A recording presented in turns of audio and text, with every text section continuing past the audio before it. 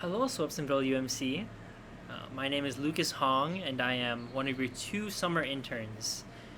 Um, I'm recording this from my balcony from my apartment near Duke's campus, and it was just so nice outside that I thought I might sit out here and reflect for a bit.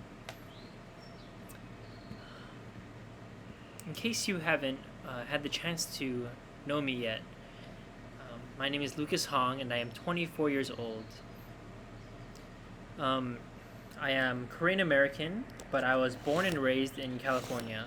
So until fifth grade, I lived in Southern California, and then fifth grade on, I've been living in North Carolina or Northern California.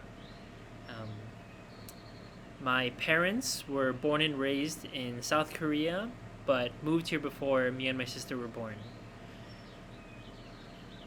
I am I am one of the younger people in my class, as I am a incoming third year, but that is because I came straight from undergrad. So I still don't have the full time work experience yet that other people have. I went to the University of California, Santa Barbara, um, and I have a major in economics and accounting with minors in education and music. Um, yeah, and some of my interests are I love rock climbing. In fact, after this, I'm about to go rock climbing at my local climbing gym, so I'm really excited for that. I love, love, love music. So I grew up playing piano. I played clarinet and saxophone for a bit in middle school, but my true passion lies in playing percussion or the drums. So I played in marching bands. I played um, for many years in church for symphonies, for wind ensemble. Um, so if you ever need somebody to enjoy music with, I am your person. The passage I wanted to share with you today is from Acts 2, verses 42 to 47. They devoted themselves to the apostles' teaching and fellowship, to the breaking of bread and the prayers.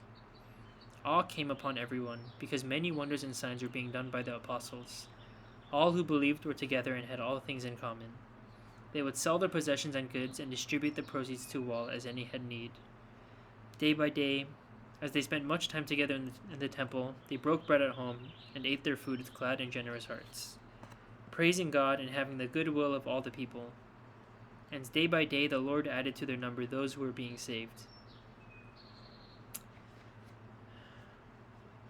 The Acts of the Apostles is a book that was believed to have been written by Luke, the person who um, wrote the Gospel. So a lot of times scholars call it Luke Acts. That's like one body of work, which I thought was super interesting. I learned that just last year during one of my classes.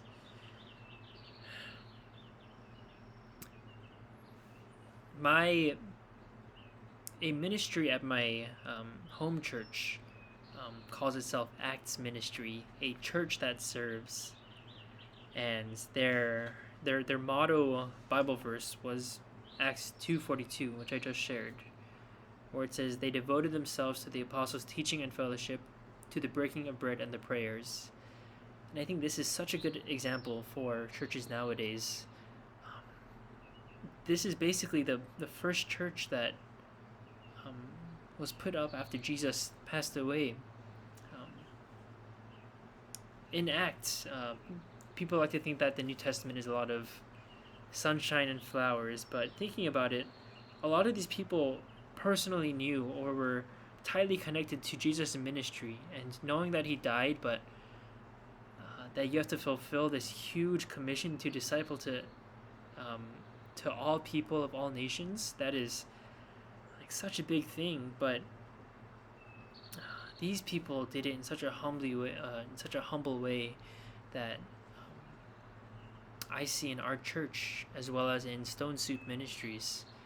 If you don't know Stone Soup, they operate within our church Monday through Thursday, where they um, basically provide 5 home-cooked meals and package them up and deliver them to the people that are the most in need.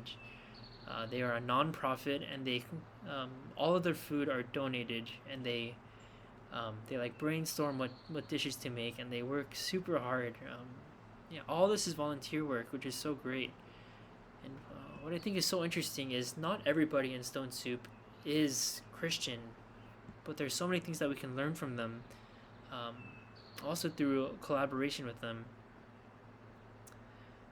I think fellowship together through food is so important, not only through communion, but as a way to get to know somebody. Or it says that they broke bread at home and ate food with glad and generous hearts. Too often in churches nowadays, people come in and just sit in church for an hour and then go straight home. I think one thing that we can consider, one thing that I think the Korean church does well, is that after church every single week, the parents get together and cook food and then provide food for the whole church um, as like a lunch that we can all have together after the service. And I think that in itself is a ministry. And that is how many people can experience God, how you can show it to people. So, what I wanted to get at is whenever there's somebody in need, or whenever you want to get close to somebody, I think home cooked meals are so important.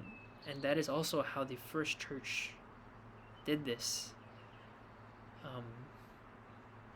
Yeah, and I think in my experience, community has been what draws me to church so often.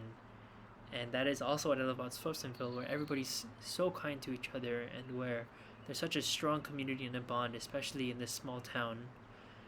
Um, yeah, and also that is why I'm super excited for the game night in July. So if you see this, I hope I get to see you in the game night.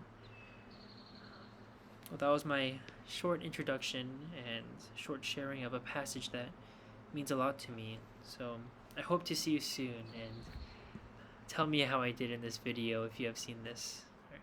Thank you. Goodbye.